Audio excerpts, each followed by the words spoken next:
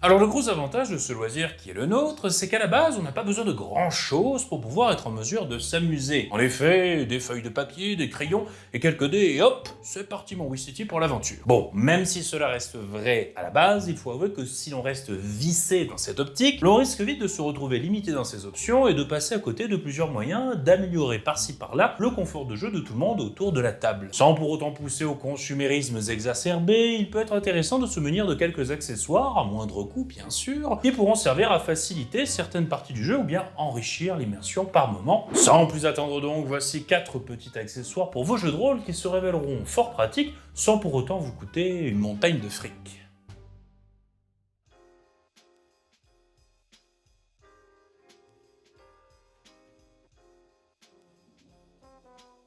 Et puisque l'on parle d'argent, justement, excellente transition, vous allez me dire. Car le premier accessoire que je vous propose sont des pièces de monnaie. Rassurez-vous, des fausses, bien sûr. Alors je précise au passage que je ne fais pas la pub pour telle ou telle marque dans cette vidéo.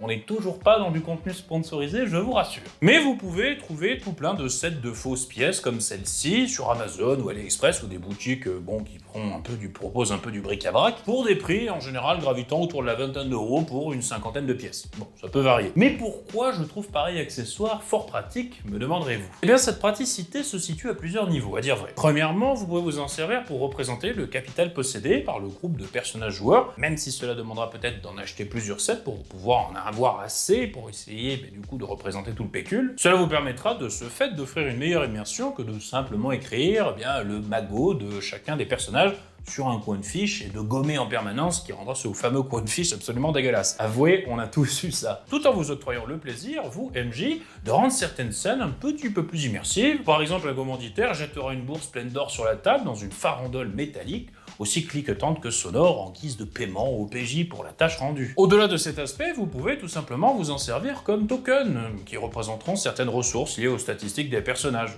Avouez que ce sera toujours un petit peu plus joli que ces fameux jetons en plastique de couleur un peu fluo. Ou bien tout simplement vous en servir comme petit élément de décor parsemant la table. Et même aussi ça pourra peut-être vous servir comme petit accessoire pour enrichir l'interprétation d'un PNJ. Comme par exemple un banquier obséquieux qui aurait la dérangeante manie de compter machinalement ses pièces tout en parlant avec le groupe. À vous de voir les utilisations multiples que vous pouvez en tirer. Cela reste un investissement accessible à mon sens pour offrir un charmant petit plus en matière d'immersion. Alors c'est un accessoire que je n'ai pas à disposition là de suite pour vous le montrer, puisque la petite trouvaille de cet accessoire n'est pas de mon fait, mais de celui de mon cher ami Greg, que je ne présente plus, et qui a trouvé un combo, si je puis dire, d'accessoires bien pratiques pour nos parties en présentiel. J'ai nommé le saint tapis de jeu et les feutres craies. Pour le tapis de jeu, aussi nommé playmat par les anglophones, à ne pas confondre avec les femmes lapins là, des magazines.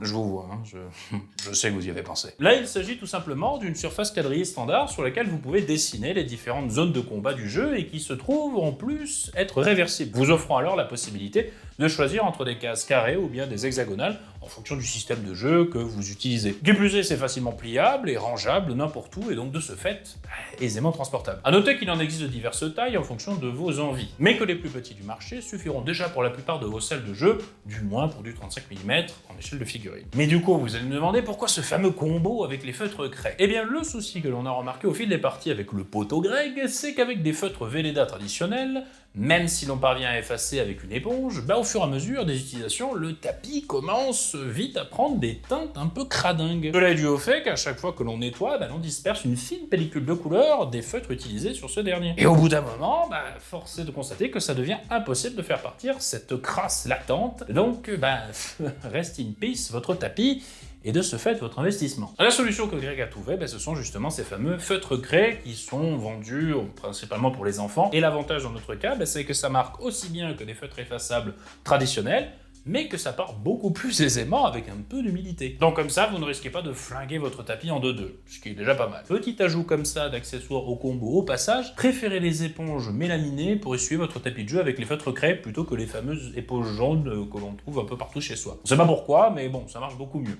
Voilà, je dis ça comme ça, et puis bon, ça peut toujours vous servir dans la maison après tout, alors bon, ça coûte pas cher, donc allez-y. Bon alors c'est un petit accessoire que je glisse comme ça au passage en supplément, sans pour autant qu'il soit nécessaire d'épiloguer 107 ans dessus. Alors comme tout bon rôliste et adepte de JDR médiéval fantastique, vous savez très bien qu'il y a toujours des parchemins. que ce soit pour des éléments trouvés par les personnages des joueurs ou bien pour donner une touche un peu plus stylée aux fiches de perso ou encore pour servir de décoration autour de la table. Je ne vais pas vous faire l'affront de vous parler en long, en large, en travers de la fameuse technique de papier trempé dans du marc de café ou encore dans du thé pour lui donner un aspect vieilli, genre par cheminée. On a tous fait ça quand on avait 14 ans. Il n'y a pas besoin de faire une vidéo tuto dessus, franchement je pense pas. Et les plus hardcore d'entre nous, brûler les bords avec un briquet, ça puait dans la maison, mais au moins ça donnait un aspect encore plus vieilli, encore plus. Grade suprême du vieillissement des parchemins. Bon, on connaît tous ça, oui, on est d'accord, très bien. C'est vrai que ça participe un petit peu au charme du jeu de rôle, quelque part.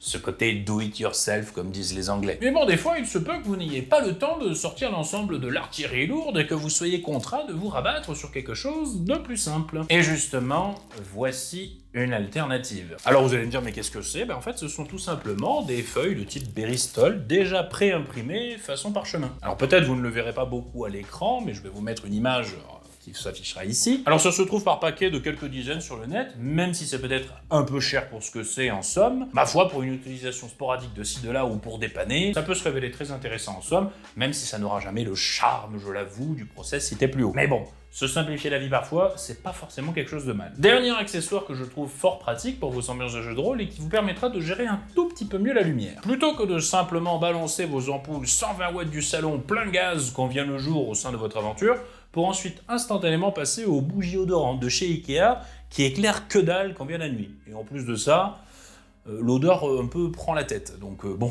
il n'y a rien qui va sur ces bougies. Bon, même si les bougies peuvent apporter un petit plus en matière d'ambiance, je vous conseille toutefois d'adjoindre ces fameuses lampes tactiles de chevet trouvables un peu partout sur le net ou dans les boutiques, justement genre Ikea. Ces lampes ont pour avantage de proposer différentes intensités de luminosité afin que vous puissiez au mieux doser cette dernière en fonction de l'ambiance que vous souhaitez apporter autour de la table de jeu. A noter qu'il en existe aussi avec des ampoules LED connectées et des télécommandes qui permettront même de régler la couleur de la lumière. Certes, elles peuvent se révéler un petit peu plus chères, mais cela peut s'avérer utile si vous souhaitez mettre une ambiance plus horrifique en partant sur des tons de lueur plus rouges par exemple. Également, il en existe avec un plus large panel d'intensité lumineuse, et forcément, le prix va crescendo au fur et à mesure que l'on augmente les options. Qui plus est, pareil achat pourra se révéler aussi bien utile pour la maison. Parce que je ne sais pas vous, mais depuis que j'utilise le Dark Mode ainsi que des régulateurs de luminosité sur mon PC, je suis devenu encore plus sensible aux fortes lumières, et surtout à la lumière blanche. D'ailleurs, ça doit se voir un peu avec mon décor, qui est volontairement dans des tons un peu chauds, même si je dois vous avouer que là, il y a une lampe du coup qui sert à faire l'éclairage de biais, c'est de la lumière blanche donc, et c'est peut-être pour ça que des fois vous me voyez un peu plisser les yeux. Bref, ça me défonce les yeux à chaque fois que je tourne une vidéo, c'est terrible. Dur, le métier de youtubeur, terrible. Même si cela reste subjectif, je pense qu'il serait dommage de passer à côté de la gestion de la lumière dans vos parties de jeu de rôle, car celle-ci peut tout de même avoir un impact sur l'attention de vos joueurs au-delà du simple apport en matière d'ambiance. Je vous laisse dans la description une partie d'une étude scientifique menée par Rachel et Stéphane Kaplan, deux professeurs de psychologie de l'Université du Michigan, qui ont fait des recherches sur les effets psychologiques de la lumière et des couleurs environnantes. Vous pouvez voir cela plus en détail si vous le souhaitez, le lien donc vers le PDF est dans la description de cette vidéo. Sans pour autant entrer dans les détails scientifiques, il est important de savoir que des lumières de type froide ont un effet stimulant, perturbateur sur le corps humain, alors que les couleurs chaudes accompagnent plus le cycle circadien tout en aidant le corps humain à se poser. En bref, vu que la majorité de vos parties se déroulent en soirée et que vous n'êtes pas là non plus pour agresser vos joueurs visuellement, je vous conseille de partir sur des éclairages modérés et de préférence de couleurs chaudes. Vous verrez que cela fera du bien à tout le monde, y compris à vous. Et voilà qui conclut cette petite vidéo sur ces menus accessoires qui peuvent venir enrichir notre expérience de jeu en même temps que notre confort, et ce à tous autour de la table. Alors bien évidemment, j'en ai sans doute oublié pas mal de ces fameux petits accessoires, mais comme d'habitude, ce sera tout simplement à vous de pouvoir un petit peu enrichir l'espace commentaire de vos petites trouvailles en la matière. Allons, ne soyez pas trop secrets, allons, venez partager un peu vos trucs et astuces. Chut, promis, on ne le dira à personne. Bref, pour conclure, je dirais que le fait de détourner quelques accessoires du quotidien de leur usage traditionnel par-ci, par-là, dans le but d'améliorer l'expérience de jeu, c'est ce qui fait, en somme, une grande partie du jeu de rôle en fin de compte. Car je vous avoue, à titre personnel, que quand je vois des tables d'actual play trop parfaite, où le budget alloué au décor a sans doute dépassé de loin la somme à 4 chiffres, ça n'a plus du tout la même saveur. Je trouve que l'on perd un petit peu d'authenticité pour gagner en spectacle, et possiblement en paraître plus qu'en réel plaisir de jeu. Car au final, à mon sens, le jeu de rôle, ce n'est pas de grandes scènes bien fournies, de majestueux décors, ou encore des effets spéciaux à couper le souffle. Non, non, le jeu de rôle, c'est avant tout un loisir entre copains. Et en jeu de rôle, comme en amitié, le meilleur, ça restera toujours la simplicité.